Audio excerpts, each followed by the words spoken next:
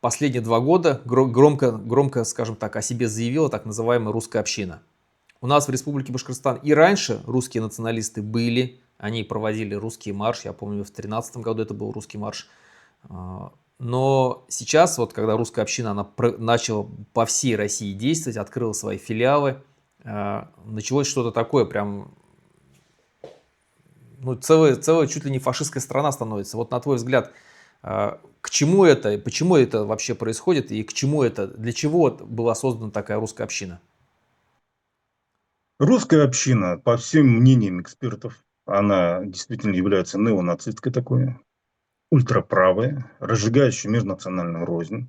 Это по факту рука Кремля или представителей Кремля, своего рода СС, когда-то у нацистов было такое, у Гиммлера.